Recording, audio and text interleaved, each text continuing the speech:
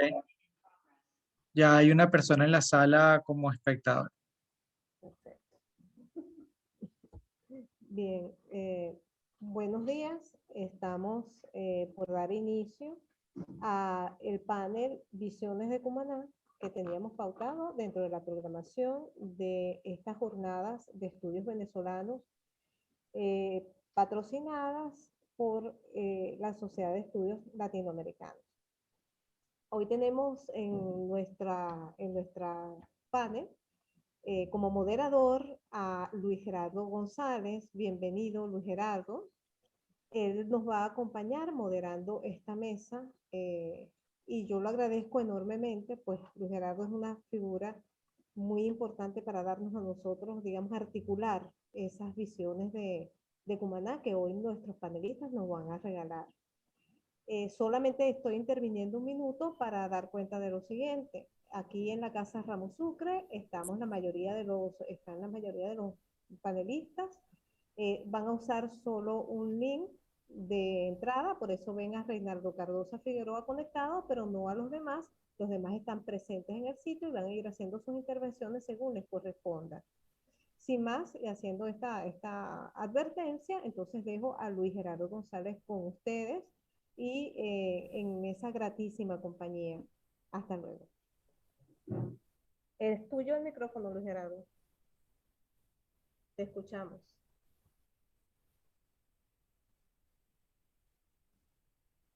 No te escuchamos, Luis. Ni te escuchamos ni te vemos.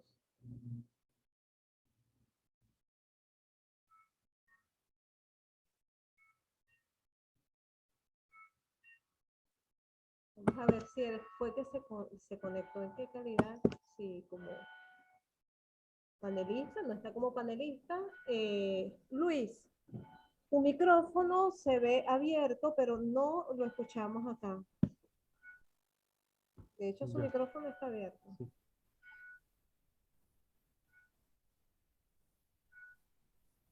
¿Puedes abrir tu cámara? No sé si él nos escucha a nosotros. Ok, ya te estamos viendo. Hola. Ok, ajá. Te vemos, pero no te escuchamos.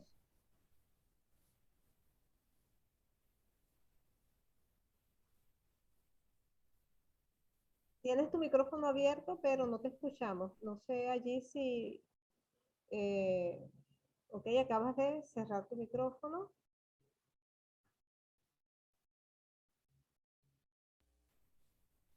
Ok, tienes el micrófono abierto, por favor.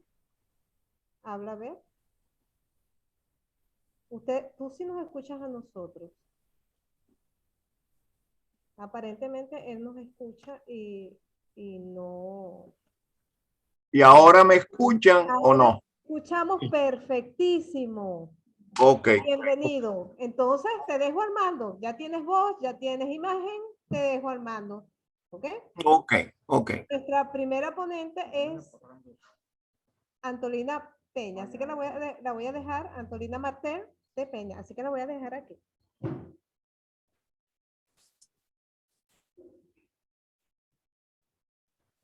Hola amigo, ¿cómo estás? ¿Cómo te va? ¿Cómo te va, Antolina? ¿Cómo estamos? Bien, vale, chévere. Yo no voy a usar el tapabocas. Yo estoy ya vacunado con la segunda dosis.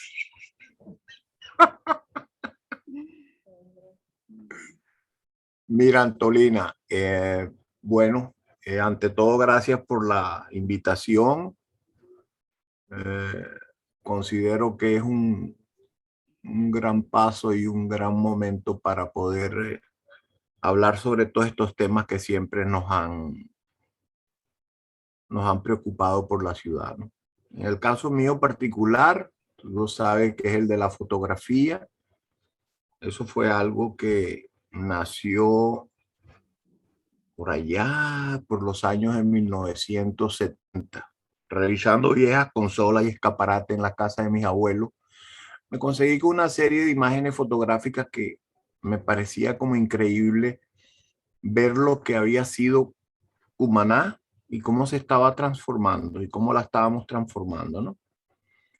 Y me preocupó mucho ver que muchas de esas de esas estructuras que formaban parte de la ciudad estaban desapareciendo, no le estábamos dando como importancia, ¿no?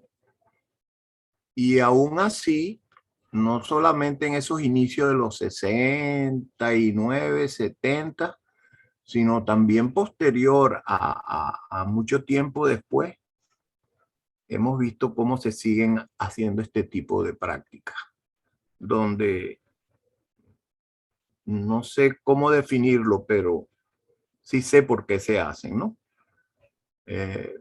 No le puedo dar una definición porque no entiendo cómo se puede jugar con el patrimonio histórico, con el patrimonio cultural, cómo se puede jugar con lo que es la parte de la referencia de una ciudad, de una población.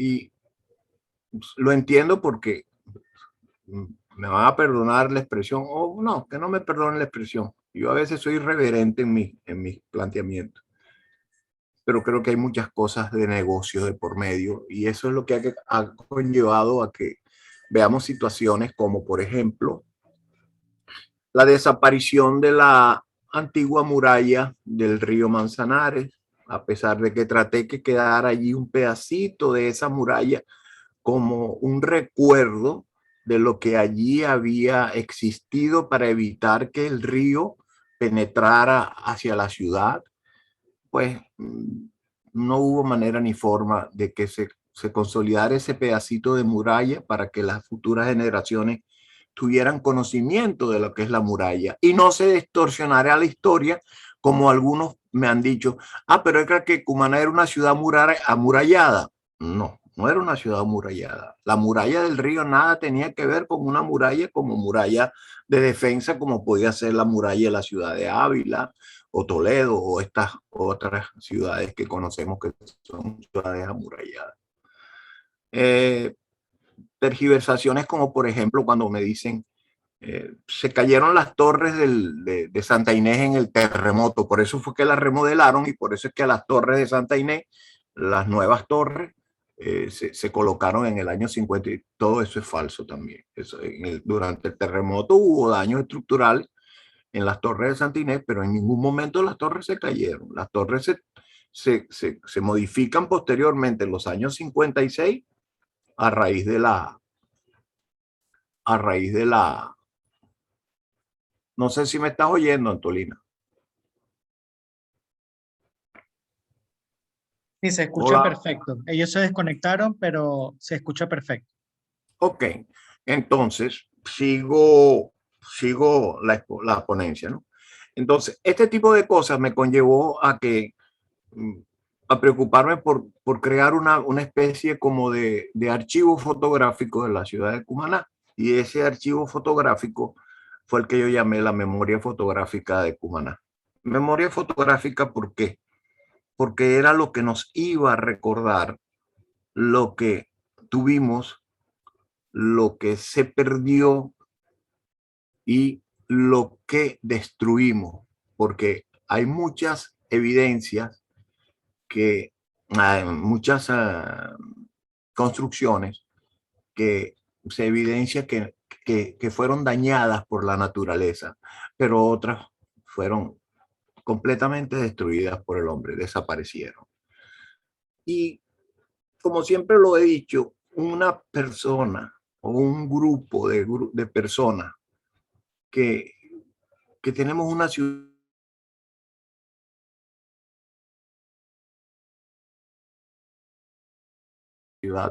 primogénita del continente, Cumaná, en donde digo que no solamente Cumaná es una ciudad primogénita, sino que Cumaná para mí es la génesis de la América. Por allí se dio inicio a todo lo que fue esa mezcolanza de caracteres, de componentes genéticos, blancos, negros, indios, eh, todo, españoles, todos. Y allí se dio inicio a lo que fue y a lo que es la América. Yo seguiré siempre defendiendo que Cumaná fue la primera ciudad fundada en continente en tierra firme en 1515. Así no haya tenido una real cédula, así no se le haya dado por el rey Fernando VII su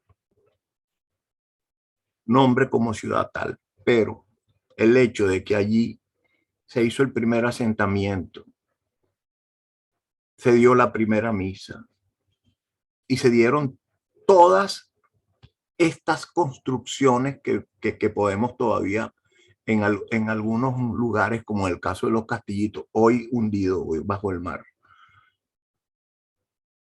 corroborar que estuvieron allí y que parten de 1515. Eso son elementos suficientes para decir que Cumaná es y seguirá siendo la primera ciudad fundada en el continente, en tierra firme continental. No creo yo que por el hecho de que, por no tener un papel o una real cédula que se pidió posteriormente, como fue en el caso de Coro, eso deja atrás y que obviemos todo esto. Es como que me digan a mí, tú no eres venezolano porque no tienes una cédula de identidad. Bueno, partiendo de todas estas cosas, de todas estas diatribas, de todas estas divergencias, fue que decidí desde los 80 más, con más fuerza, con más vehemencia, a dedicarme a buscar esos testimonios fotográficos, compararlos, verlos. ¿Para qué? Para que la gente pueda tener amor por la ciudad. La fotografía juega un papel importantísimo dentro de lo que es el desarrollo de las ciudades. Las fotografías son los testimonios del pasado que al volverlos a tomar los convertimos en presente. Siempre he dicho eso. La fotografía la hacemos. Ese instante que se hace, en ese instante que se capta, es presente. Después que se ha captado y queda allí la imagen plasmada, eso pasa a ser ya pasado. Y nuevamente, a futuro, se volverá a convertir en presente. ¿Cuándo es ese futuro? Cuando retomamos nuevamente la imagen y la comenzamos a ver. Ahí estamos convirtiendo ese pasado en futuro. ¿Qué nos permite? Nos permite comparar, nos permite contrastar, nos permite saber si hasta la calidad de vida que teníamos era superior a la que tenemos hoy en día.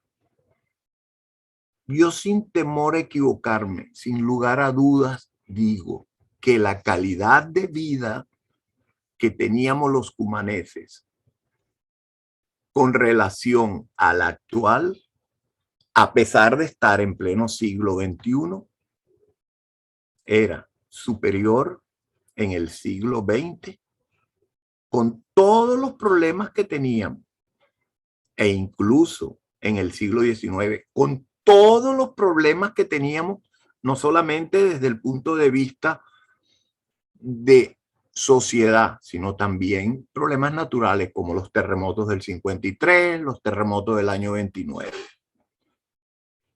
Pero ustedes veían que la ciudad se resurgía, como decía el maestro Cristóbal Rojas, resurgía de la ceniza como el ave fénix.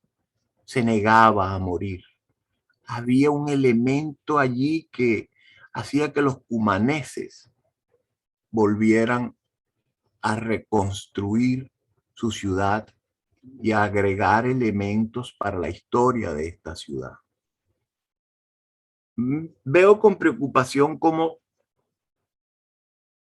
a pesar de tener estos elementos, a pesar de tener los soportes, los documentos históricos, seguimos obviando y seguimos teniendo comportamientos que no son acordes para con la ciudad. Comportamientos como intervenir un castillo y al terminar ese castillo, aló, dígame. de comunicar un corte de energía a internet. Está Oigo oigo entrecortado. Repito, energía eléctrica. En Cumaná. ¿Me escucha? Oí muy mal, solamente escuché Cumaná. Ahora te oigo mejor, dime. Se volvieron a desconectar, por lo que entiendo, y lo que están reportando acá es que están sin electricidad en Cumaná. Entonces, igual, profesor, si usted puede continuar, y esperamos a ver si se restablece el servicio eléctrico en Cumaná para que ellos puedan intervenir. Ok, ok. Ese era mi temor aquí. Bueno, continúo. ¿Dónde había quedado? Me perdí.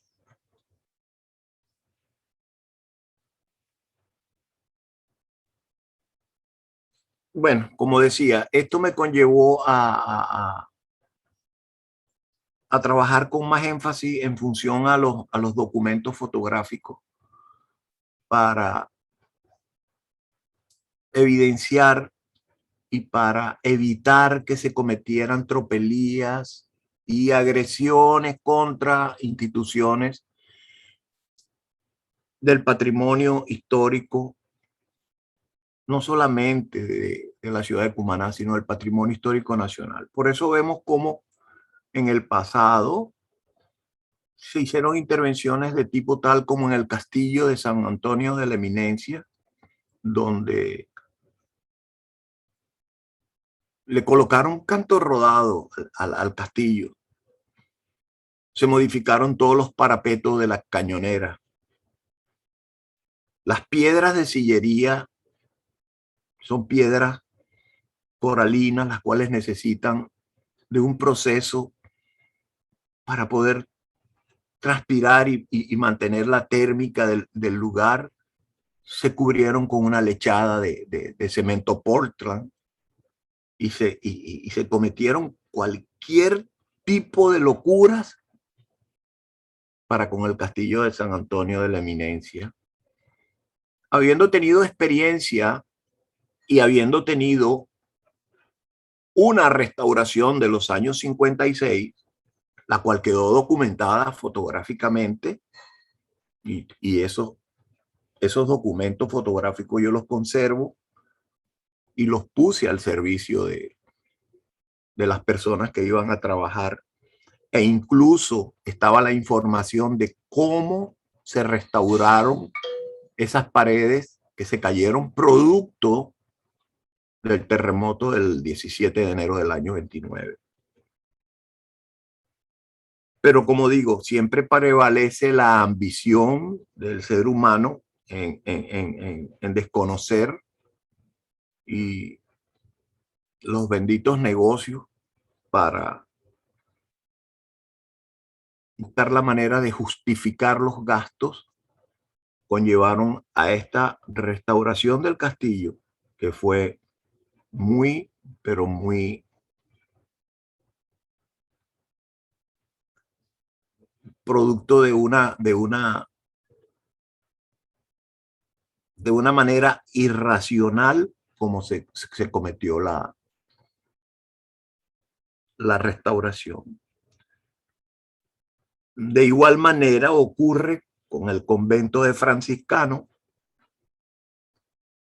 en la zona de San Francisco. Vemos cómo ese convento también, en un inicio, cuando se dejó para que la Universidad de Oriente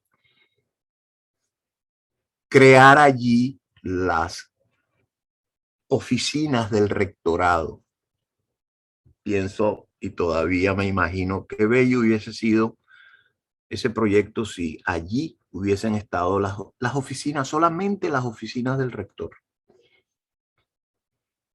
Y con el tiempo se cayó el proyecto del rectorado, se construyó el rectorado en la avenida Gran Mariscal, se hizo un edificio de 5 pisos violentando las normas de construcción en esa zona, las cuales eran R2 y allí se llegó hasta R5.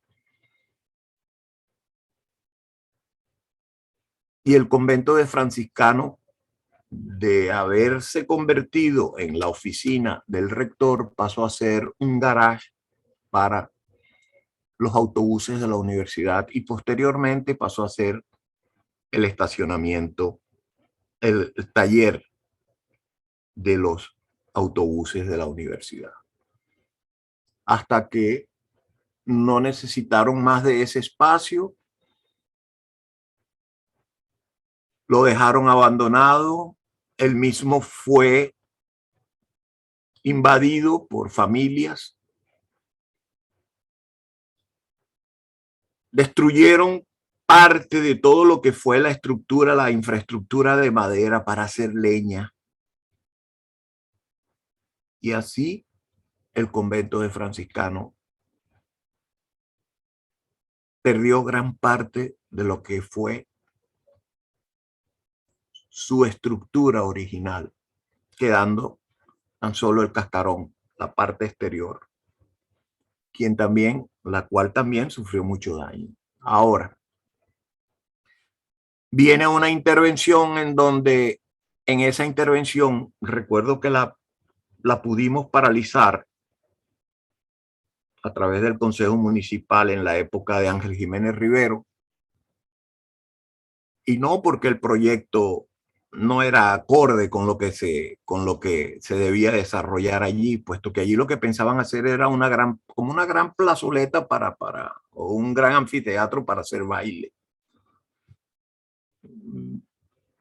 Y el Consejo Municipal interviene y paraliza porque aparecieron unos restos humanos allí.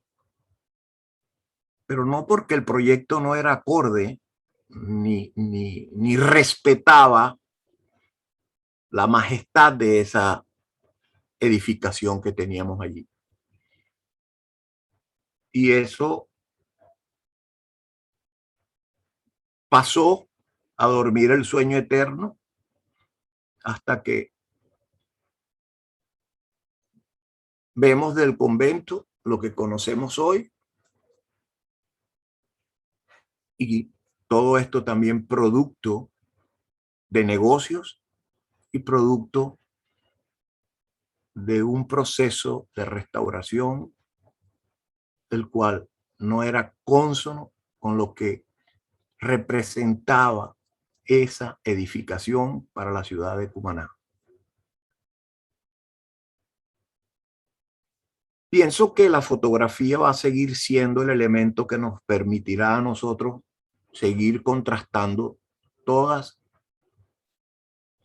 estas cosas que nos ponen a discutir. El caso del indio, uno de los más recientes, vemos cómo el indio se modifica su ubicación, se traslada a otro lugar, bajo la premisa de que era necesario reorganizar el tránsito vehicular en la zona, y se coloca ese mamotreto que llaman el elevado, y el pobre indio lo pusieron por allá, por la entrada, por los lados de los bordones. Pero a todas estas ocurre algo que es importantísimo dentro de la sociedad y que se obvia. Lo obvian los gerentes de la ciudad, que son los alcaldes. Lo obvia el gobernador de la ciudad. Y a pesar de las protestas, porque sé que se hicieron protestas, no son tomadas en cuenta los planteamientos de la sociedad organizada, sino que se impone una jerarquía y punto. Yo soy el que mando, yo soy el que decido, y me importa poco que eso sea un punto de referencia de la sociedad, que tal vez para mí es lo más importante. La sociedad pierde los puntos de referencia. Toda esta cambiadera de nombre que tenemos cambia por completo los puntos de referencia de la ciudad de Cumaná. La pérdida de la muralla cambia los puntos de la referencia. La modificación del indio cambia el punto de referencia. Los nombres, la cambiadera de nombres que tenemos de nuestras calles, de nuestras avenidas, cambia los puntos de referencia. Aunque seguimos utilizando gran parte de la sociedad los nombres y conociendo esos lugares como puntos de referencia, todas las nuevas generaciones que van creciendo van a obviar en el tiempo que eso se llamaba el Indio porque allí estaba ubicada la redoma del Indio, o que eso se llamaba la muralla porque allí estuvo colocada una muralla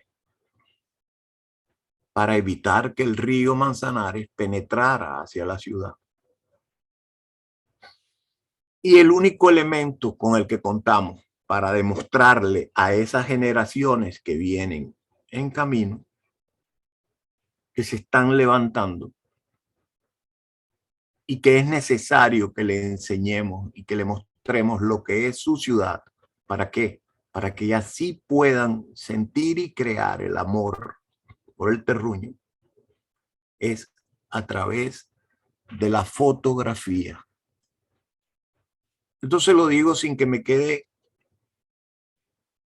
ninguna duda. Cada vez que escribo algo sobre la ciudad y muestro imágenes fotográficas de los años 40, de los años 30, de los años 20, hasta de los años 60 y ya hasta de los 80, de la época mía cuando trabajaba en calle, en los periódicos de Cumaná, siglo XXI, región, provincia, el Diario Oriente, para el Universal. Veo las expresiones y los escritos que me ponen las personas que me siguen y le doy gracias a Dios por haber hecho lo que yo siempre deseé haber realizado, que fue la memoria fotográfica de Cumaná, mantener estos datos y seguir trabajando con ellos. Y todavía me mantengo activo con ellos y cualquier cosa, pues estamos a la orden. Y bueno, hasta aquí llego con este planteamiento. Sí, bueno, el equipo de Cumaná sigue sin conexión. No sé si podemos ver si alguien de los espectadores tiene alguna pregunta para que podamos seguir con el seminario y esperar unos minutos para ver si el equipo de Cumaná se conecta. Ok. Si algún espectador tiene alguna pregunta, lo pueden hacer en el menú inferior de la pantalla, en la opción de preguntas y respuestas, versión en español o Q&A, versión en inglés. Los que tengan el Zoom pueden escribir su pregunta ahí y el profesor Luis Gerardo las podrá leer y responder.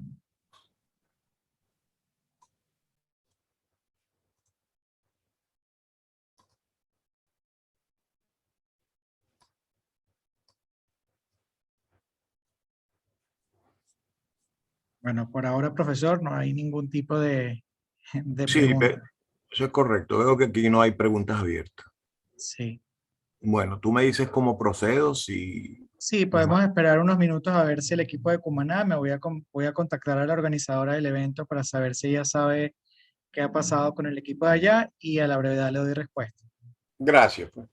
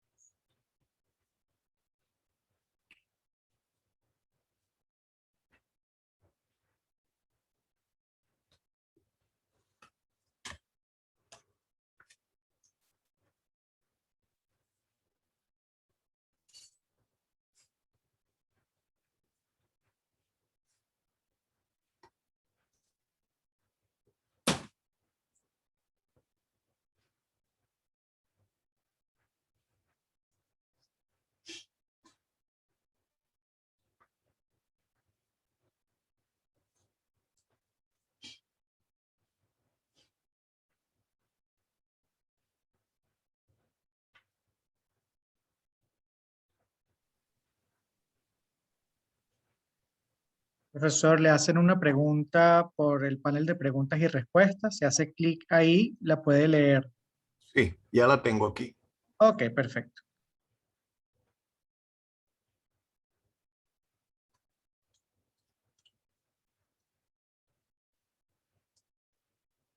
Sí, hija, con relación a Elaine Sansonetti, ella me pregunta que si hay en la actualidad posibilidades para recuperar las edificaciones dentro de tanta miseria en nuestro país. Fíjate lo siguiente, Sansonetti, las posibilidades de recuperarlas las hay. Eso lo estamos viendo en todas partes del mundo, en donde hay una tendencia a lo que es todo lo que son nuestros recuerdos, la parte social posterior a la que hemos vivido, recuperarla y ponerla al servicio de las nuevas generaciones y de la sociedad que sigue dentro de la ciudad. Ahora, viendo cómo se tergiversa el uso del dinero, del heraldo público en este país, en donde es preferible adquirir armas que restaurar un casco histórico como Dios manda, o restaurar, entre comillas, restaurar, porque lo que estamos viendo son pañitos de agua caliente. Es decir, nos ponemos rosadito muchas veces, pero no nos terminamos de poner rojos y calientes de una buena vez. Entonces, allí tienes tú el caso de la iglesia de Santa Inés. La iglesia de Santa Inés, desde el punto de vista exterior, mucha gente que pasa, que la ve, dice, ay, qué bella, qué preciosa, pero estructuralmente no sé qué pueda suceder. Eso tal vez nos lo puedan responder con más exactitud las personas que han estado al frente de los trabajos de ese hermoso templo, que es la gente de Antolina, Martel, Peña, todos ellos, su esposo. Pero de que se puede, se puede. El todo es saber cómo distribuir ese heraldo. Que hay necesidades, hay necesidades. Y en una oportunidad recuerdo que hubo un alto dirigente político que me dijo, aquí el pueblo tiene muchas necesidades. Aquí no se van a restaurar monumentos históricos. Porque el pueblo tiene muchas necesidades. Y mis palabras fueron a ese señor, y no tengo por qué ocultarlo, lo voy a decir porque yo en estas cosas no tengo por ocultar, se llamaba Alfaro Ucero. Le dije en esa reunión, qué infeliz es el hombre que no honra a sus antepasados. Qué infeliz es el hombre que desconoce la historia de su ciudad. Y eso de milagro me costó que me metieran preso. Pero de que se puede, se puede. Y eso lo vemos como países mucho más viejos, con edificaciones muchísimo, pero muchísimo más viejas que la de nosotros. El caso de Egipto, el caso de España, el caso de Italia, Roma, Alemania, Francia, preservan sus monumentos y conservan sus monumentos y sus ciudades y se sienten honrados de tener sus ciudades y de haber preservado esos monumentos. Espero que la respuesta te sea satisfactoria y Luis Gerardo, disculpa. Gerardo, ¿me Sí, escucha? dígame. Ajá, mira, vamos a reportar la situación aquí en Cumaná. Hay un apagón y se nos cayó el internet. Estamos solventando la situación por medios alternativos con una red de emergencia, pero va tardado. Ok. Bueno, tú lo has hecho muy bien hasta ahora. Qué bueno que has podido estar asistiendo, pues, aun cuando tu papel era el de comentador de la sala, de moderador. Gracias por sostenernos la sesión. Muchas gracias hasta ahora. El tiempo es necesario que le demos paso por aquí mismo, por este medio, a uno de los panelistas que, como no requiere presentación, puede hacer su intervención. Se trata de Reinaldo Cardosa, Ok. que puede leer su intervención valiéndonos de un teléfono que tenemos ahorita activo. Entonces, no sé si te parece que él entre para tratar de solventar esto y el tema del tiempo, que es muy importante, y se nos está yendo el tiempo de la sesión. ¿Bien? ¿Te parece? Ok, Ok. dale. Entonces, a Reinaldo Cardosa. Sí, señor. Siéntate. Nos puedes ver a todos. Déjame abrir la cámara.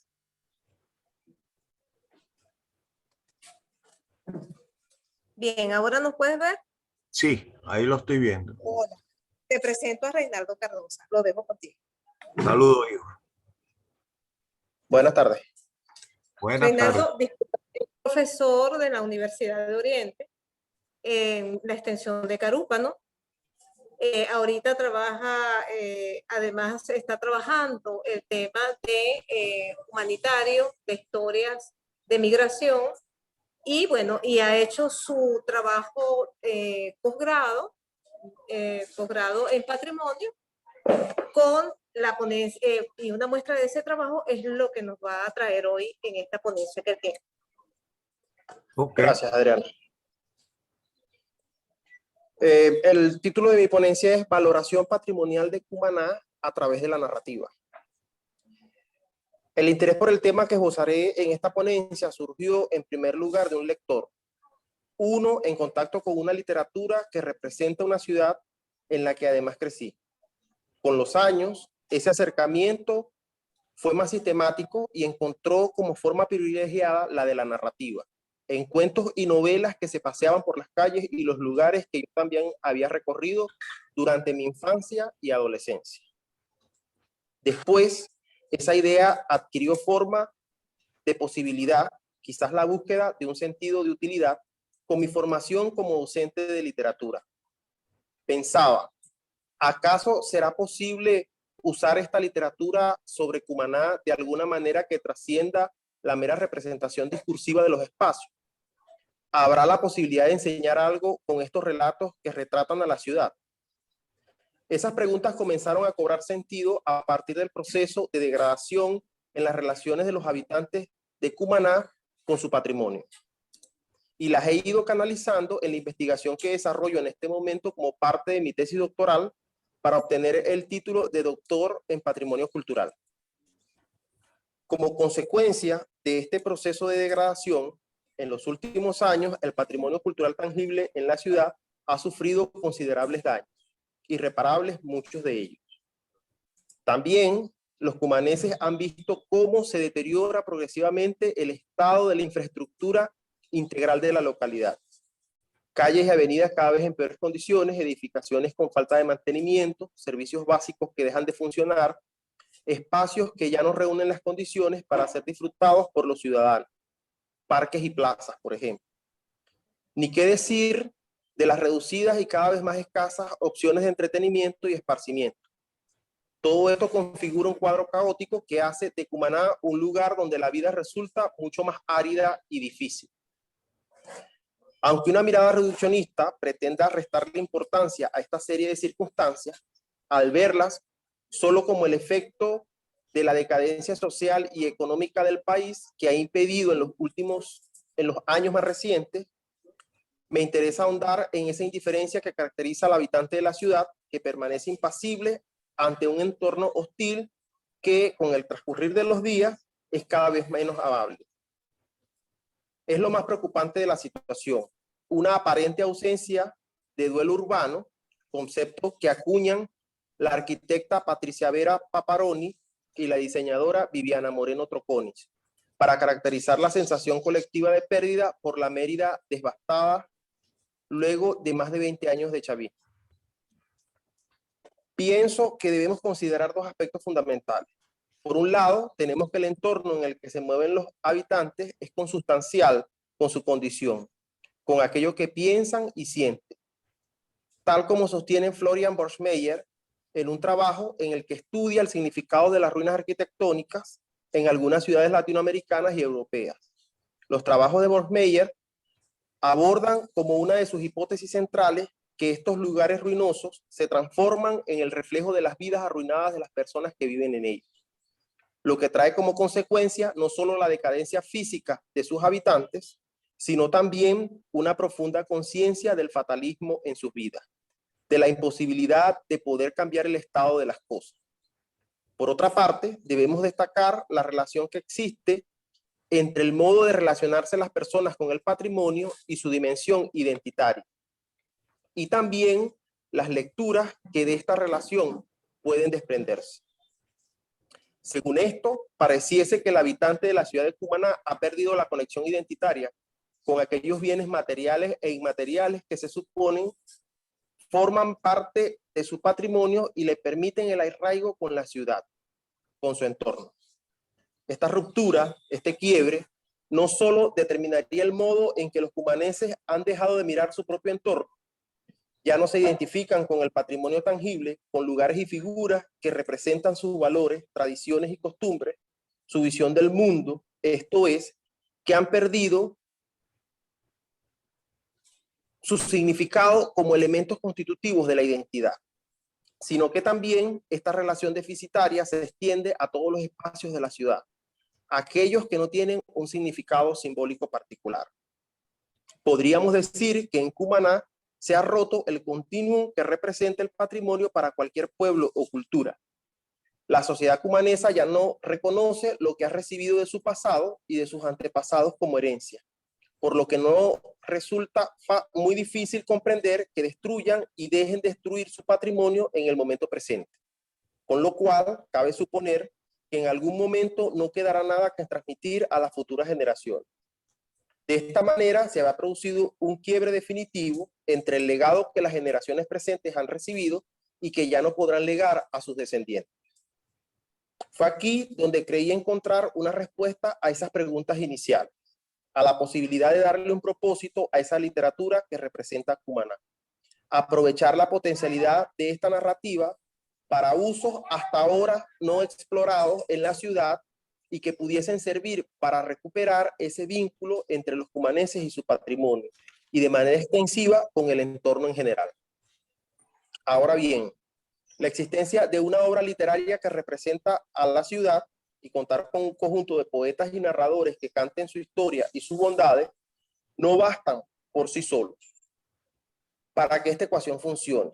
Pues el hecho de que Cumaná tenga una literatura que la represente no ha evitado que se haya producido la progresiva destrucción de su patrimonio y el deterioro de su infraestructura, de modo que se hace necesario encontrar los mecanismos que hagan posible y dinamicen un uso de la literatura como recurso con fines didácticos para que sus habitantes le confieran una valoración patrimonial a la ciudad de Cumaná.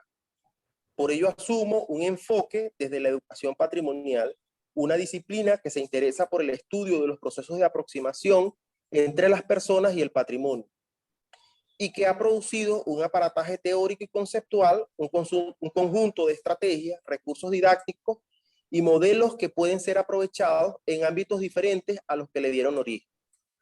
Además, porque pone su interés en las personas y no en el valor material de los bienes patrimoniales, centrándose en las relaciones que los sujetos establecen con el patrimonio, es decir, desde una perspectiva relacional, y permite poner en marcha procesos de patrimonialización que promuevan cambios de conducta hacia una reapropiación de los valores patrimoniales que conectan a las personas con los elementos constitutivos de su identidad individual y colectiva.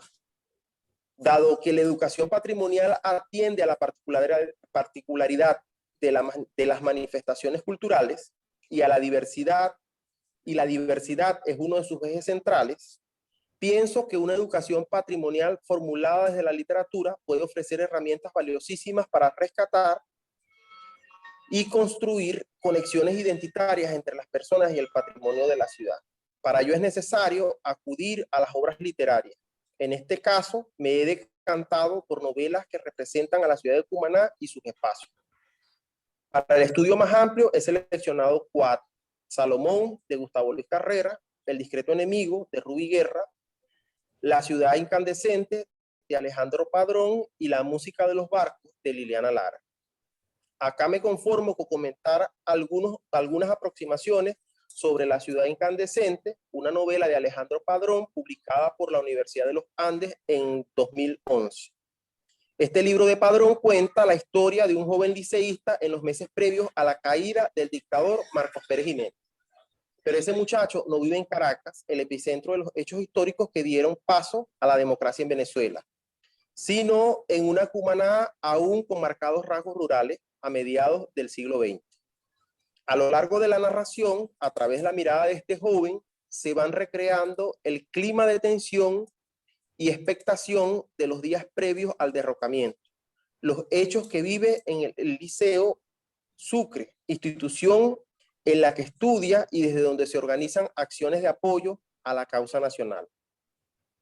Toda la novela es una recreación de la ciudad de Cumaná a través de los espacios que el personaje protagonista frecuenta, aquellos por donde se desplaza. La casa donde vive cerca de la Plaza Rivero, en pleno barrio colonial, la playa San Luis o el cine Pichincha frente a la Plaza Bolívar, donde va con la novia, el río Manzanares en cuyas orillas se baña con los amigos, el prostíbulo que visita en el Peñón, el sector Los Mangles donde contempla los atardeceres, el castillo San Antonio de la Eminencia. En esa lista tiene una importancia especial el Liceo Sucre y sus alrededores, como la catedral, las plazas y calles que lo rodean, donde tienen lugar las acciones principales de la novela. De modo que podemos decir que esta novela traza una cartografía de Cumaná que es reconocible por sus habitantes del presente, aun cuando esa estampa que se reconstruye es la de una ciudad del pasado, de hace casi 70 años. Esta recreación de la ciudad tiene un peso determinante en la obra de Padrón. No es solo la mera ubicación de los personajes en unas coordenadas espaciotemporales, como simple utilería necesaria para dar verosimilitud a la narración y como elemento constitutivo de este género literario, sino que adquiere un papel principal en la novela. Esto se puede constatar en la atención que pone el narrador en las morosas descripciones de la luminosidad característica de la ciudad y sus paisajes. De esta manera, los espacios naturales y arquitectónicos son descritos a partir de los distintos matices que adquieren por esa luz. Incluso los nombres de los capítulos, de incandescencias, de ardentías, de tormentas, de atardeceres, se refieren a estados del tiempo o momentos del día que suponen una variación de la luminosidad de la ciudad y están en consonancia con la atmósfera de los hechos que se cuentan en cada uno. Asimismo, la novela recrea una aproximación a la oralidad de los cumaneses, un registro cercano al habla de los habitantes de la ciudad, que incorpora localismos y regionalismos propios de la zona. Este es un rasgo que está en correspondencia con el registro del narrador, el adolescente que nos cuenta la historia en primera persona. En la novela hay los elementos suficientes para el reconocimiento de esa ciudad por parte de los lectores habitantes, con lugares que les son comunes, con hechos que también están en el imaginario colectivo, que forman parte de esa memoria compartida que aún conservan quienes vivieron esas experiencias o las conocen por referencias de padres y abuelos que sí las vivieron. Desde el enfoque de la educación patrimonial, pienso en la lectura literaria como un proceso de acompañamiento didáctico equiparable a la interpretación del patrimonio cultural, en el sentido de que ambos pueden ayudarnos a hacer evidente el significado, valor e importancia de eso que se interpreta. Es decir, cuáles son los motivos que lo hacen importante y qué representan, con lo cual se lograría su mayor aprecio y disfrute. De esta manera veremos que el abordaje de una novela como La ciudad incandescente puede ayudar a los lectores cumaneses a valorar la ciudad a partir de la interpretación patrimonial. Esto sería posible por el diálogo con los referentes culturales que establece la novela, que son verificables, que se pueden constatar, en especial aquellos relacionados con los espacios naturales y urbanos. Todos conocidos por los lectores cumaneses, aun cuando se presentan como ficcionales. Así ocurre, por ejemplo, con la recuperación de un hecho histórico que forma parte de la memoria colectiva de los cumaneses. Cómo vivieron el momento de la caída de Marcos Pérez Jiménez. En este proceso cobra especial relevancia cómo los individuos pueden conectarse a partir de su experiencia individual con estas historias o relatos que tienen un asidero colectivo, en tanto que los hace partícipes de la comunidad a la que pertenecen. Esto es, en los términos señalados por Ana Sánchez Ferri, que a través de la recuperación del recuerdo se produce un proceso de identificación y de vinculización con la comunidad. De acuerdo con esto que he señalado, una educación patrimonial formulada desde la literatura ha de tener muy en cuenta las particularidades de la literatura que le da origen. En el caso de La ciudad incandescente, novela que hemos tomado en cuenta para esta presentación, ha de tener unos rasgos generales que sintetizamos así, y con esto cierro. Las narraciones deben tomar como punto de partida la incorporación de referentes culturales suficientes que permitan el reconocimiento de los lectores habitantes y puedan establecer un intercambio con las obras desde la identificación.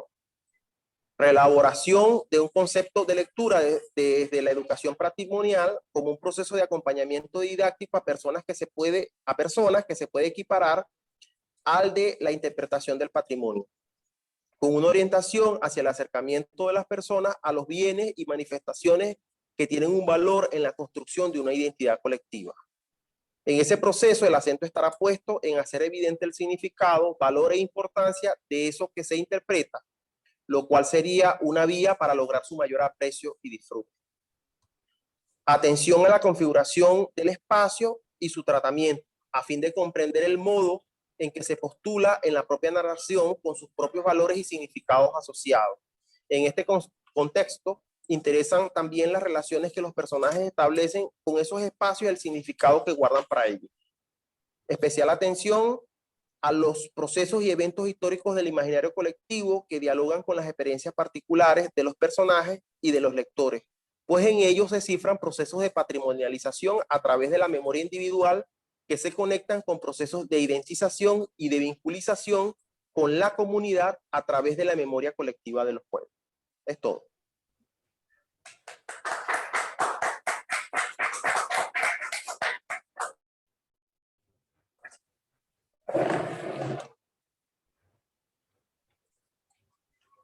Bien, Luis Gerardo, aquí seguimos. Vamos a hacer una especie de comoderaduría, vista la circunstancia que tenemos aquí, que estamos sin energía eléctrica y estamos conectándonos desde un teléfono con los datos.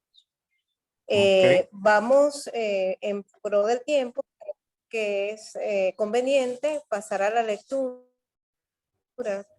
de... Ella necesitaba mostrar algunas imágenes.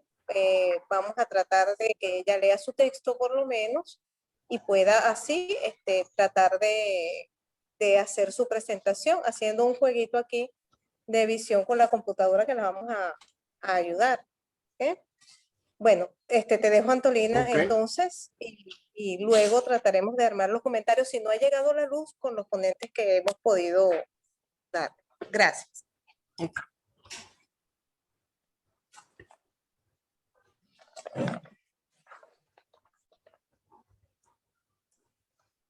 Ay, mijo.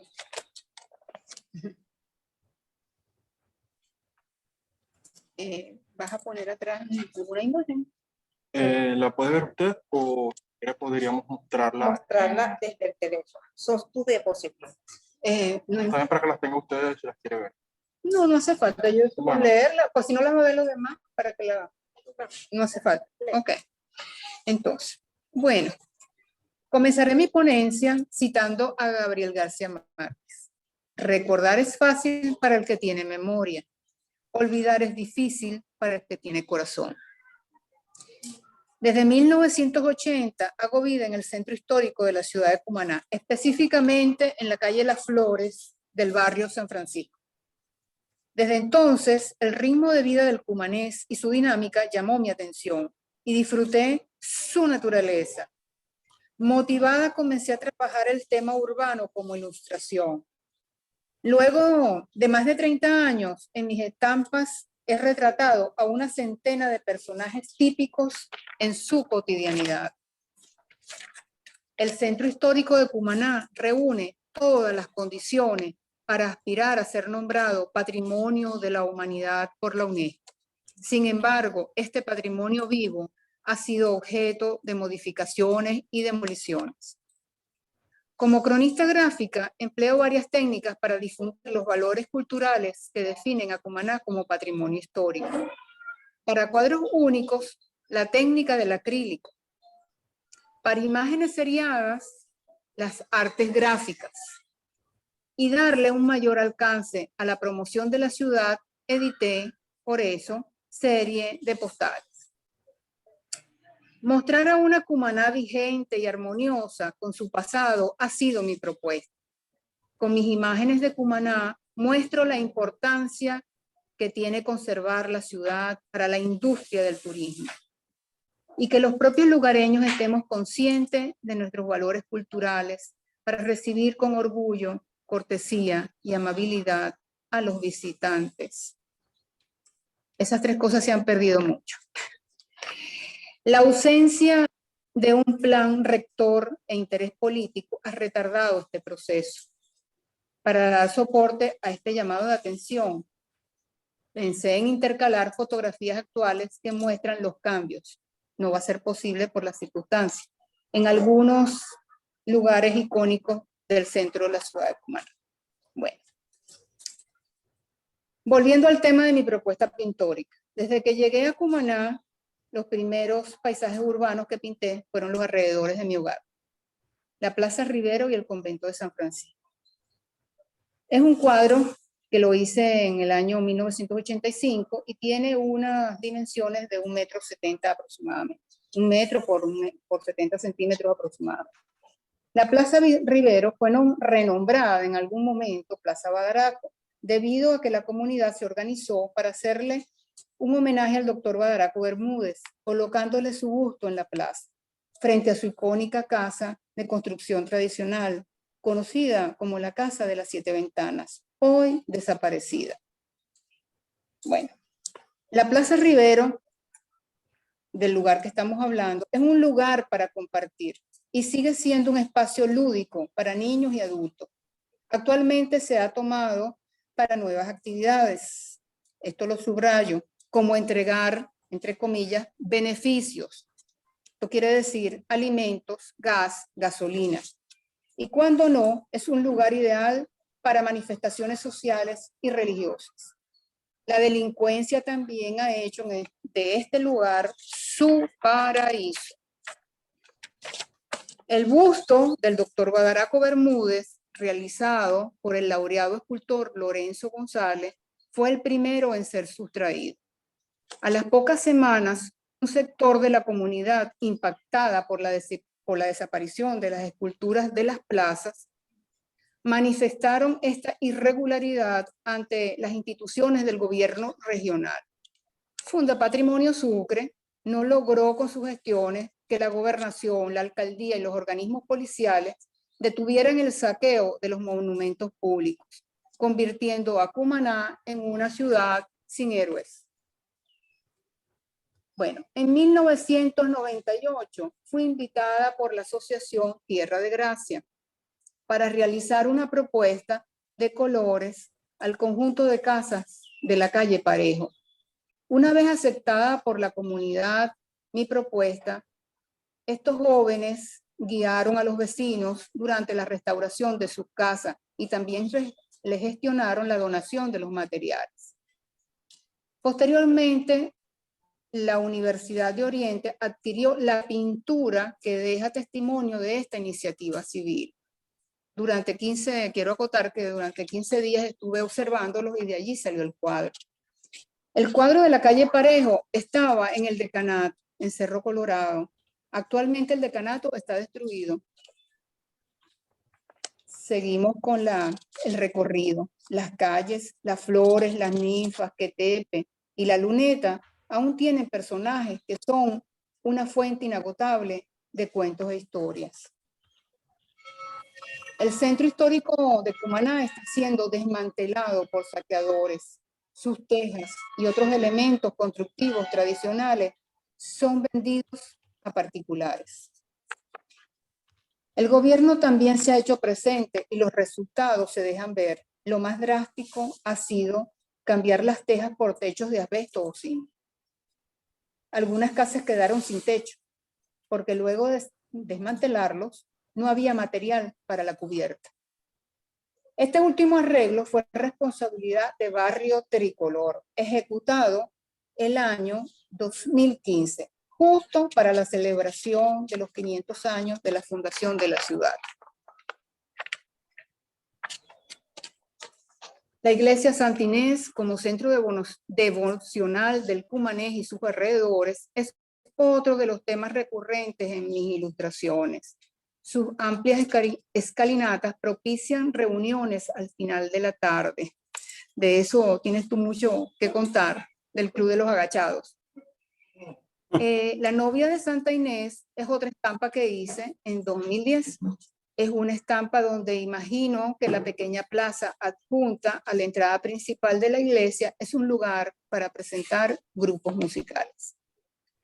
Bueno, este centro emocional de Cumanés ha sido ampliado y ha causado un positivo impacto visual, pero lo han hecho sin tomar en cuenta las recomendaciones de la UNESCO.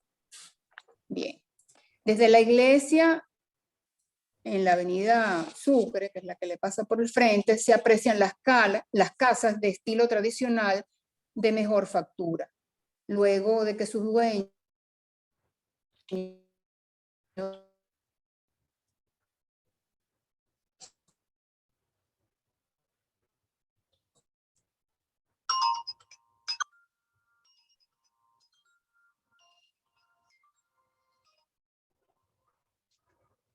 Dime, Gianfranco.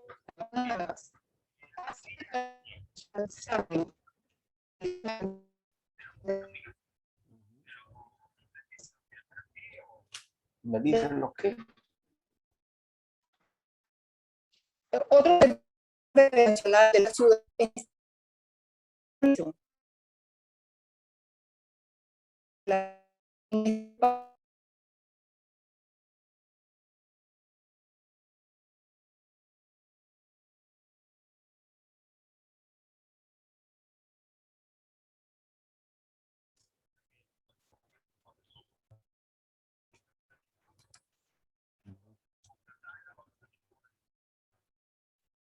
Ok, ok.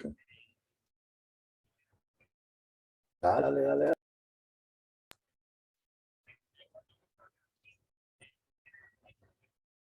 Sí, ven por aquí.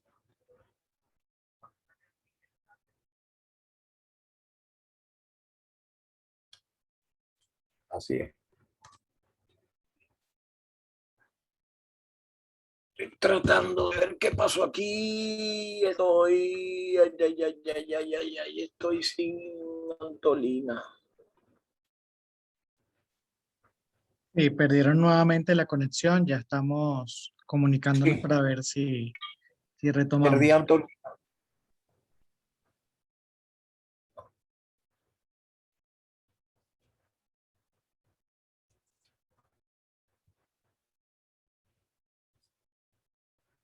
Tú me estás escuchando, ¿verdad? Sí, perfecto. Ok.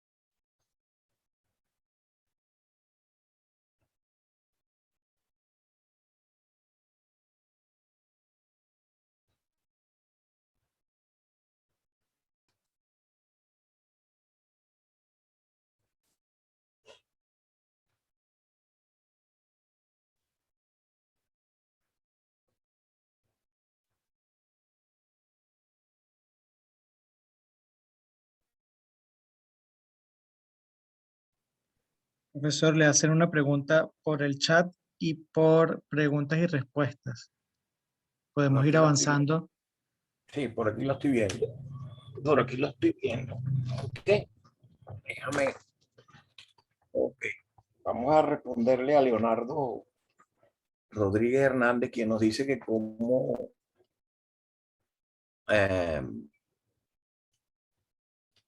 afectaron la guerra de la arquitectura cumanesa. ¿Hubo alguna mudanza significativa en relación? Bueno, Leonardo, te voy a decir algo. La guerra de independencia tuvo un fuerte efecto en la población cumanesa, al extremo que se dice que la población se redujo de tal manera que no llegaban a 5.000 habitantes. Imagínate eso, ¿no? Acuérdate que también estuvo allí lo que se llamó la campaña de Oriente y hubo la presencia de Boves, quien también asoló la ciudad. Pero creo que más que las mismas guerras de independencia, los eventos naturales como el terremoto de 1853, ese terremoto fue bestial, porque Cumaná, que se venía recuperando de la guerra de independencia y de todo ese proceso de desorden y de caos que se generó, Cumaná se empieza a recuperar y resulta que le sorprende uno de los terremotos que se dice que fue más violento en la historia de la ciudad, en 1853, al extremo que bueno, quedó prácticamente desolada la ciudad. Y comienza nuevamente Cumaná a resurgir, a salir adelante. Y cuando empieza a desarrollarse nuevamente todo lo que es la topografía de la ciudad, las manzanas, ya tenía consolidada todo lo que era la parte donde está la actual Plaza Bolívar, el centro del casco histórico. Viene otro nuevo terremoto, que es el terremoto del 17 de enero del 29, y vuelve a generar una serie de daños terribles a la ciudad de Cumaná. Y así pues vemos que la ciudad, la cual en el pasado había tenido una especie de movimiento tanto cultural como edificaciones, al extremo que en una investigación que estuve realizando se decía que para el siglo XVIII aproximadamente, el intenso movimiento cultural que tenía la ciudad y las soberbias edificaciones, asimismo te estoy leyendo algo que es una cita, las soberbias edificaciones que tenía la ciudad sirvieron para proclamarle y darle a Cumaná el nombre de la Atenas de América. Imagínate tú lo que era Cumaná en el siglo XVIII. Y precisamente entra el proceso de la guerra de independencia, que afecta, como en efecto te digo, que afectó a la ciudad, causó daño en las estructuras tradicionales de las casas y también redujo la población significativamente. Pero a pesar de que vuelve nuevamente Cumaná a resurgir y empezábamos nuevamente a retomar el ritmo, la naturaleza nos dio ese segundo golpetazo como fue el terremoto del año 53. En efecto, sí hubo grandes daños. Y yo creo que eso todavía perdura y eso influyó muchísimo en el desarrollo de la ciudad. Espero que haya respondido tu pregunta.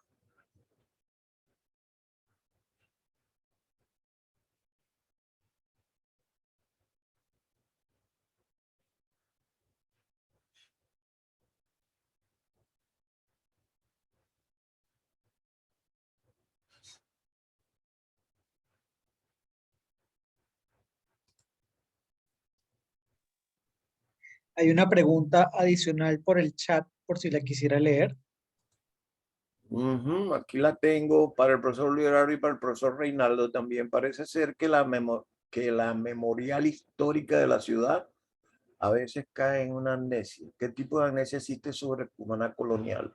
¿Cuáles monumentos necesitarían ser restaurados? ¿Cuáles otros tumbados? Pienso en movimientos en muchas ciudades en que estatuas de Colón han sido tumbadas. Y para el profesor... Bueno, vamos a responderle a Giovanni. Giovanni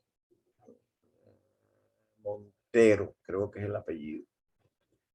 Mira, Giovanni, con relación a esto de que cuáles monumentos necesitan ser restaurados y cuáles otros tumbados, y yo creo que los monumentos no se tumban, puesto que cuando hablamos de un monumento y cuando se habla de un monumento nacional, estamos refiriéndonos a un elemento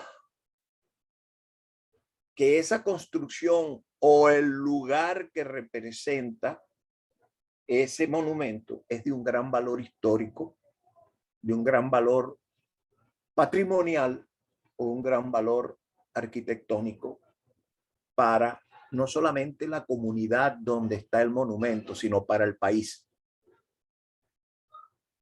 Y de hecho ese monumento está protegido por leyes, por las leyes de ese país. Y si no es protegido por las leyes de ese país, asume la protección del monumento la comunidad. Entonces, no deberíamos estar hablando de que cuál monumento debe ser tumbado. Si es un monumento, no puede ser destruido. Por el contrario, se debe preservar. ¿Qué tipo de amnesia existe sobre la Cumaná colonial?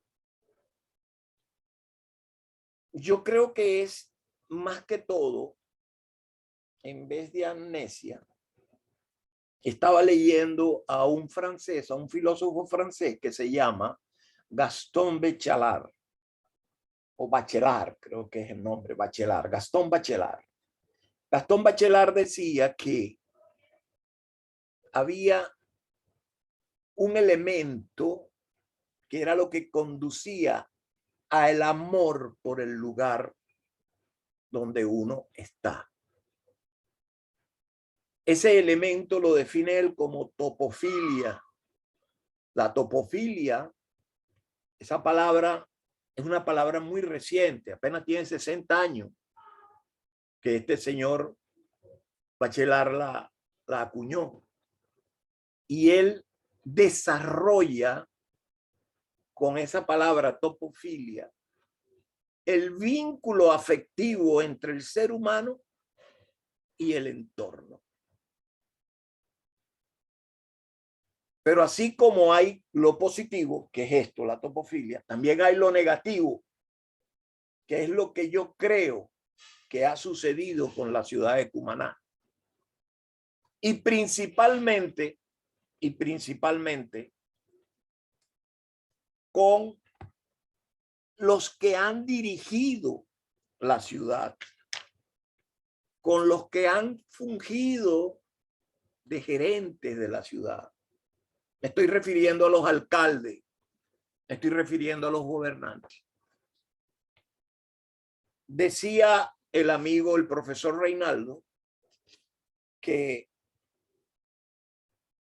en una parte que lo oí hablar de su planteamiento, que a veces creo haberle entendido eso, que era la sociedad la que se desligaba del entorno. Y es muy cierto eso, pero eso se produce porque esa parte de la topofilia se pierde. ¿Y por qué se pierde? Porque así como te estaba diciendo que eso es positivo, la topofilia, que es el afecto por el entorno, está la parte negativa, que es la toponegligencia. Y la toponegligencia no es otra cosa que el desarraigo que caracteriza a quienes han reducido su experiencia para con el espacio a una relación en donde solamente existe el sujeto y el objeto, donde el medio se reduce a un simple escenario que el hombre va a ocupar. Punto, se acabó. Pero no le da a ese espacio la simbología, lo complejo, la base y las relaciones que sus ancestros o que sus generaciones tuvieron con esa espacialidad y la historia que allí se creó para con los individuos que fueron sus ancestros y que le dieron el ser a estos individuos. Esa toponegligencia, esa falta de afecto por el entorno, es lo que yo creo que ha principalmente manifestado quienes han dirigido y quienes han estado al frente de la ciudad. Por lo que allí digo yo, claro que la sociedad tiene que tener ese comportamiento de indiferencia, de, como digo yo, y me perdonan la expresión, de patebolismo ante las cosas. Claro que lo tiene que tener. ¿Por qué? Porque los gobernantes son quienes deberían escuchar a la comunidad. Los gobernantes deberían estar atentos, oídos o consultar a la comunidad y no imponer.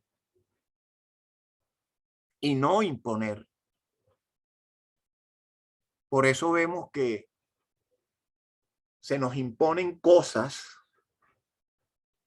se nos destruyen monumentos históricos, se nos cambian monumentos contemporáneos, puntos de referencia contemporáneos, porque ese sentimiento de amor por la ciudad, eso que llama este señor francés Bachelard, topofilia, eso se ha perdido.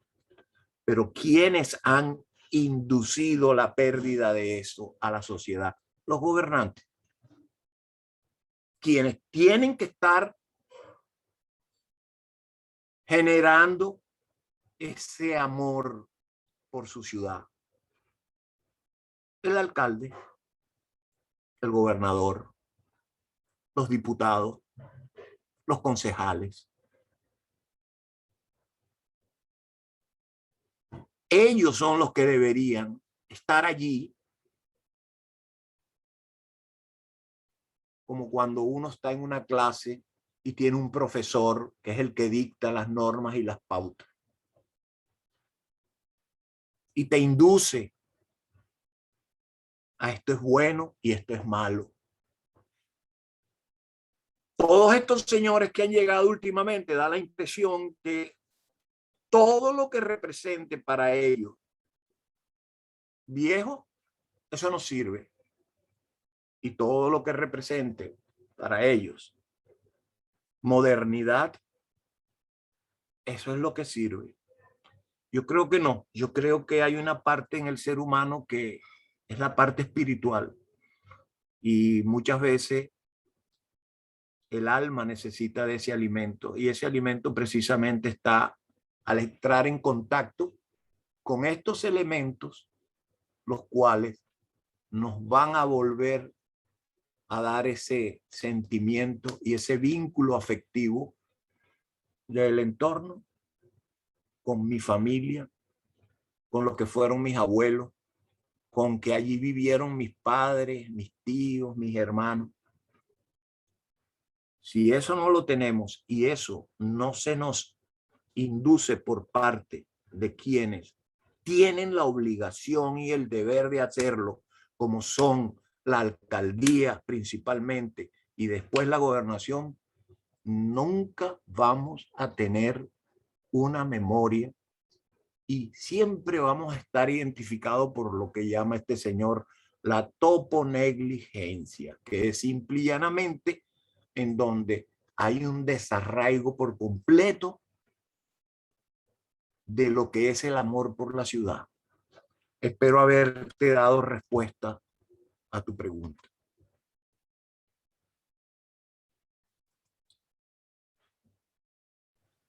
Bien, profesor. Bueno, el equipo que está conectado desde Cumaná pide disculpas porque bueno, aquí están ingresando nuevamente, por lo que veo. Ya nos quedan solamente 10 minutos para cerrar la sesión. Vamos a ver si ellos pueden dar las palabras finales. Ok. Me ha alargado en las explicaciones para darle chance de si entran. Hola, estamos de vuelta. Esta sesión de ponencia ha sido de infarto. Okay. Tenemos internet otra vez después de un fallo que ha sido bastante general en la ciudad.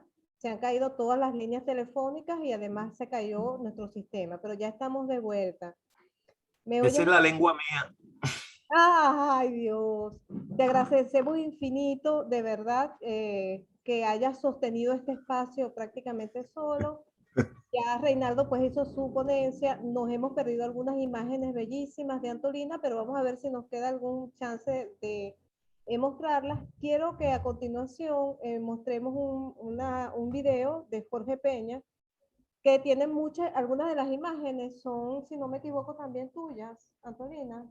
Que hay algunas imágenes de Antolina ahí, entonces sería bueno, como es muy corto, para aprovechar el tiempo que nos queda, mostrarlo. ¿Bien? Ok, ok. Entonces vamos a compartirlo si tú permites y me disculpas. Dale, dale. Aquí vamos, ya estamos en esto.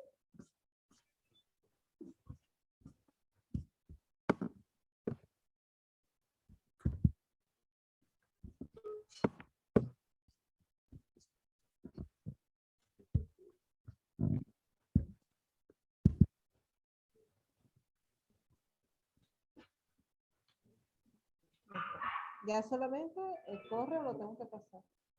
Ya está pasando. ¿Lo estás viendo? Sí.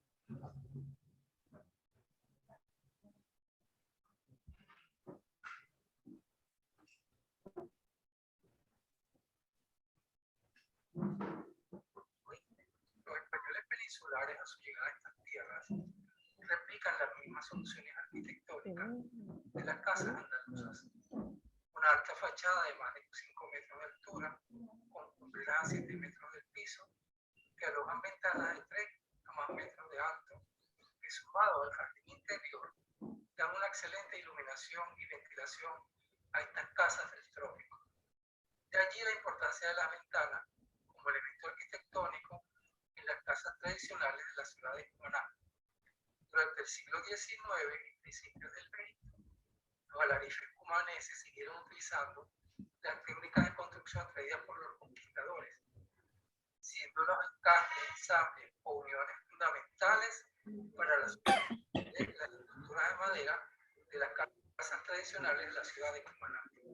Muchas de estas casas sobreviven en el casco histórico y nos hablan de la capacidad técnica alcanzada por estos artesanos anónimos. En la elaboración de las jambas, dinteles y umbrales que conforman los marcos de la ventana, se utilizaron tablones de madera duras de la región de 8 a 12 centímetros de espesor, ensamblados con complicados encastres dobles, a caja y espiga y sujetos con clavijas de madera. Estos marcos se encuentran fuertemente anclados a la estructura de las casas del centro histórico y han demostrado su eficiencia al sobrevivir a los movimientos telúricos frecuentes en esta zona. El enrejado, en un principio, se elaboró con balaustres de madera dura de la región. Esto se debió a lo costoso del hierro que era traído desde la península ibérica. Por las dimensiones y el número de rejas de hierro forjado que ostentaban la fachada de una casa, se deducía el estatus de la familia que la habitaba. La ornamentación rica y variada de las rejas de forja predominan los arabescos fitomorfos de influencia barroca. En el remate y el contorno encontramos una ornamentación que guarda cierta mesura y sobriedad, armonizando con la mistura ecléctica de la fachada. En algunos casos lucen gárgolas, molduras y molduras neoclásicas.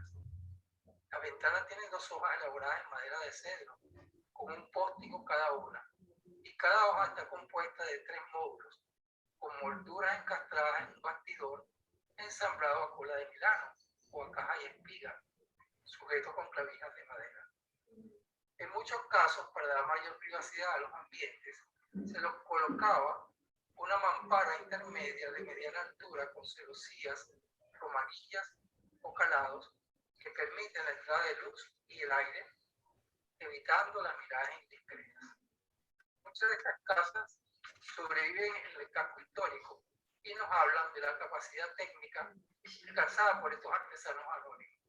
Llama la atención la excelencia de estos encastres realizados con herramientas manuales, azuelas, hacha, berbití o trépano, formones o escoplos, serrullos y cerrotes, utilizando madera de la región de dureza extraordinaria, como el araguaney, densidad 0.7 gramos sobre centímetros cúbicos, el roble 0.9 gramos sobre centímetros cúbicos, el palosano o vera 1.35 gramos sobre centímetro cúbico, el guayacán 1.12 gramos sobre centímetro cúbico, por citar algunos.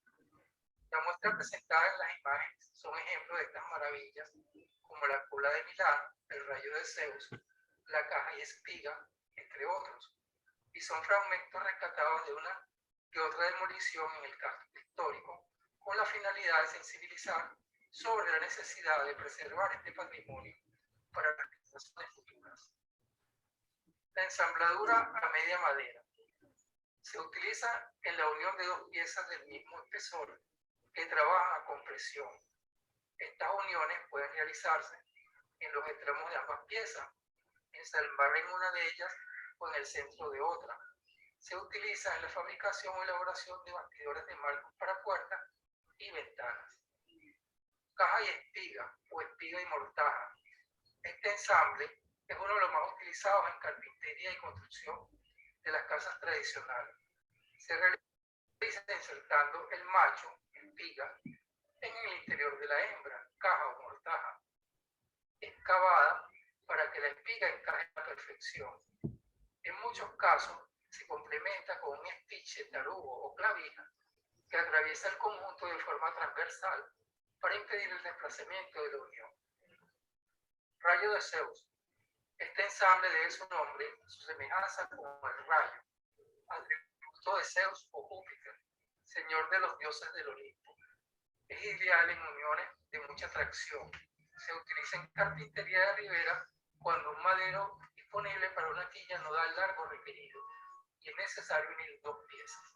En las casas tradicionales de Cumaná se utiliza para empatar o unir 2 porciones porciones de una viga como la cumbrera o sobrera, ya que una vez unida o ensamblada, este encastre es imposible de separar ejerciendo tracción de forma horizontal.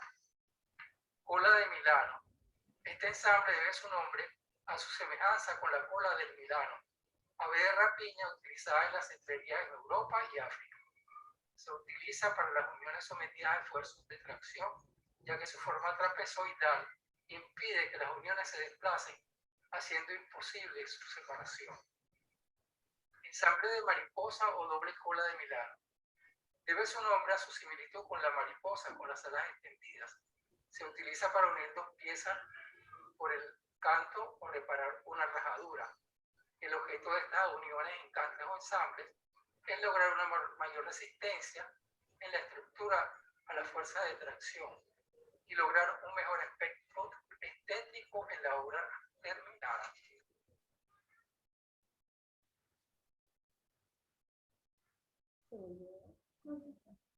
Okay. Sí, esta fue la presentación de Jorge Peña. Creo que nos van a dar unos minuticos adicionales por los problemas que hemos tenido para alcanzar a presentar la ponencia de Carmen Julia Mundaray, que son unos 15 minutos. Entonces estoy aquí en comunicación con la organizadora para ver si nos conceden ese tiempito adicional. Disculpa, Gerardo, vamos a ver si nos da tiempo, aunque sea cerrar con esta ponente, ¿te parece? Dale, dale. Dale, véngase, Carmen Julia. Aquí estamos como... Hola, feliz tarde. Encantada de estar acá y compartir con ustedes parte de lo que es el Centro Histórico de Cumaná, Patrimonio Cultural Edificado y Turismo, que es el binomio que vamos a trabajar en la tarde de hoy, en estas jornadas. Primero, la contextualización del estudio. Está exclusivamente sobre la ubicación geográfica a nivel internacional y luego a nivel nacional para integrar lo que es el estado Sucre con su capital Cumaná. Esta ficha técnica es exclusivamente del estado para que se ubiquen geográficamente sobre dónde queda. Al nororiente de Venezuela, su capital es Cumaná. El INE indica que es 896.291 habitantes. Sin embargo, hay una proyección y tenemos un poco más de habitantes. La superficie total del estado son 11.800 kilómetros cuadrados. Su vocación principal es la pesca, luego la agroindustrial y finalmente la turística, que es donde vamos a abordar este tema. Y este estado tiene la virtud de tener los 3 accesos especiales: terrestre, aéreo y marítimo. Esta es una panorámica de la actual ciudad de Cumaná para que vean desde esa visual universal cómo nos captan a nivel internacional. El Centro Histórico de Cumaná es justamente el elemento de estudio de este trabajo, que tiene más de 500 años de historia con criterio evangelizador, donde se da el núcleo originario desde donde evoluciona la ciudad y es donde se mezcla lo antiguo y lo moderno en ese espacio geográfico. El Centro Histórico de Cumaná posee una poligonal especial que tiene con decreto de zona y valor histórico de la Junta Nacional Protectora y Conservadora del Patrimonio Histórico y Artístico de la Nación, de fecha del 20 de junio de 1977. Allí vemos la poligonal en color verde. Esa era el primer decreto. Luego, entonces está la segunda, que está a su mano derecha, y eso me genera que entonces esta actividad turística en el espacio genera una actividad de desarrollo económico local con visión sustentable. El impulso de lo local es una estrategia de desarrollo. Y lo social, pues, es un encuentro de saberes, de identidad local, que le permite entonces al turismo tener ese carácter globalizante. Los tipos de turistas que tenemos actualmente, generalmente ellos se van definiendo según su motivación y hacia dónde ellos quieren viajar y cómo viajar. Entonces hay viajeros de lujo, grupos de egresados a nivel académico, grupo de chicos de 15 años, los solteros, los que viajan con mascotas, las familias con niños y las personas que viajan en pareja. Todo este conglomerado en la actividad forman hacer un turismo de una manera diversa y acelerada, donde la vivencia y la experiencia del turista es la esencia. El turismo cultural entonces se combina con lo que es el patrimonio y el turismo. Entonces son movimientos de personas que van hacia los atractivos en busca de una información, de una experiencia que satisface todos esos encuentros y constituye un paisaje urbano actual de todo lo que son esos elementos de identidad. Para Cumaná, entonces, fíjense esta panorámica de la ciudad con una visión del Castillo San Antonio de la Eminencia, que es la zona geográfica un poco más alta, o es la más alta en el centro histórico, y desde donde divisamos todo lo que es gran parte de la ciudad. Entonces son todos esos asentamientos humanos que son reconocibles, representativos en la evolución de un pueblo y que comprenden tanto los asentamientos originarios como las aldeas, las ciudades, y su crecimiento es parte de esa estructura mayor como crece la ciudad. Esto entonces, fíjense, es el sistema turístico. Son esos actores que están dentro de la ciudad, en este caso la ciudad de Cumaná. A la mano superior derecha están la superestructura, que son todos los organismos que funcionan para el turismo. En este caso, la representación del Ministerio de Turismo, el INATUR, Corsotur es la parte regional y el escudo de la ciudad representa la local. Los prestadores de servicios, los turistas, todas las instituciones que forman el recurso humano para eso, la comunidad y finalmente todos esos elementos de redes que utilizamos para poder promocionar la actividad turística. Entonces, todo ello me hace pensar cómo interpreto yo el patrimonio que está en el centro histórico.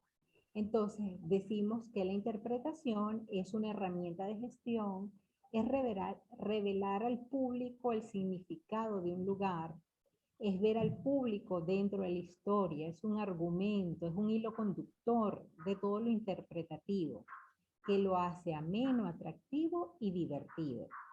Es aquello que deja huella en ese visitante, en ese turista.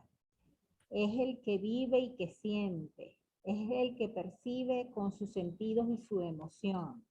Todo esto conjugado con las rutas y recorridos turísticos de base interpretativa de lo que es el patrimonio, para generar en el visitante y en los lugareños, pues la preservación y el desarrollo de ese producto local. Esto es una visión de Peñate de cómo se define la interpretación del patrimonio. Dice, hay más de 44 autores que definen esta forma de pensar el patrimonio con el turismo. Entonces, lo reconocen porque hay una actividad educativa, hay una comunicación, hay un conocimiento, hay culturas, valores históricos y naturales, relación de recursos patrimoniales con los visitantes, que le descubren ese significado O sea, ¿qué es la esencia de a ese que nos visita? Hay entonces una conservación, que es la finalidad, y prima la concepción del tiempo libre, el tiempo cautivo, los contextos formales y educativos. ¿Cuáles son los elementos básicos de la interpretación? Pues que hayan recorridos, que hayan guías, que hayan prestadores de servicios y señalización para que se pueda cumplir esa interpretación. El turismo como sistema social, entonces, vinculado a lo que dice este autor, que es Molina, es un encuentro social entre lo sociológico. La fantasía es la visión psicológica y los impactos socioculturales es lo antropológico. Entonces, todo eso representa un elemento protagónico para el turismo cultural o el turismo con binomio al patrimonio cultural. Entonces, los componentes de la experiencia turística es antes, durante y después. ¿Cómo ese turista desea venir a esa localidad? Entonces, con quién, para qué y cuáles son esos trámites? Durante la estadía, en este caso sería el Centro Histórico de Cumaná que estamos hablando, pues es su llegada, dónde se aloja, qué come, qué hace, cuáles servicios, bajo qué modalidades de actividad recreacional tiene, los modos de vida, todas esas cosas. Y cuando se va, entonces quedan las memorias, los recuerdos, las fotos, que es donde entra esa vivencia exacta de lo que él estuvo en el lugar. Entonces el turismo es las oportunidades que nosotros las creamos, en definitiva. ¿Y qué se lleva el turismo? O el turista, en este caso, él recuerda el 10% de lo que oye, el 30% de lo que lee, el 50% de lo que ve y el 90% de lo que hace y siente. Es la esencia de la ponencia, de cómo se interpreta ese patrimonio desde la visión y el sentir del turista. Por eso, muchas gracias.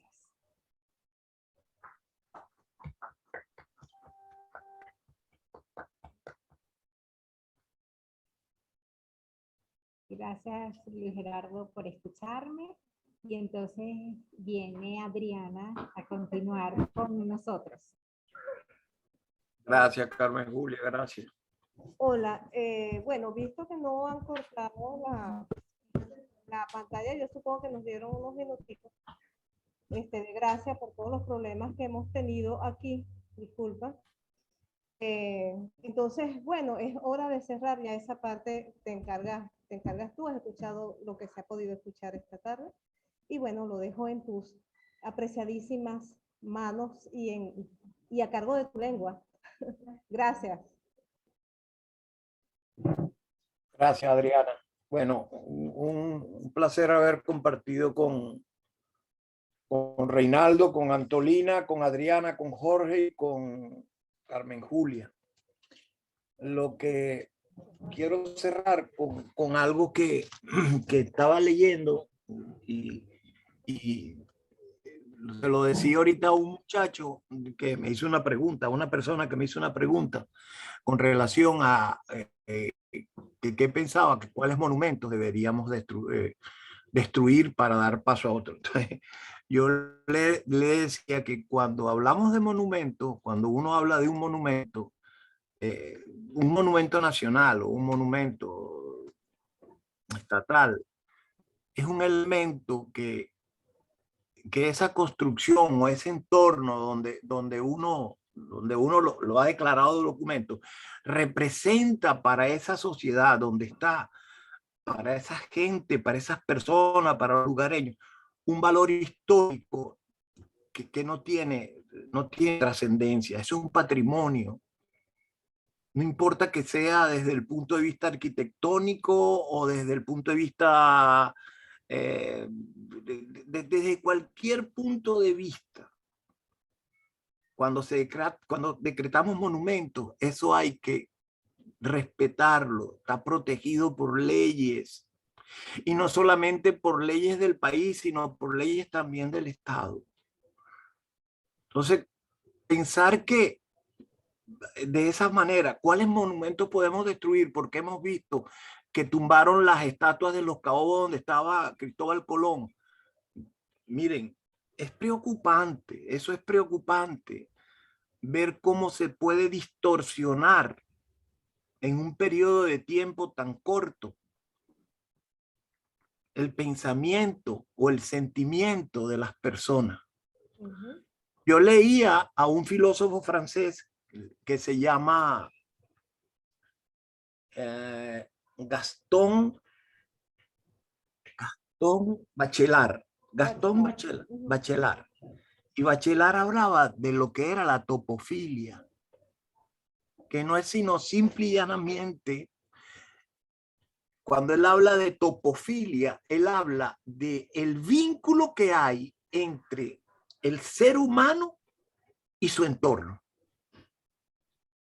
Y mientras más grande es ese vínculo, hay una mayor relación y un mayor sentimiento de defensa por ese entorno, y por eso es que lo vemos en Europa, como la gente pelea por conservar sus entornos.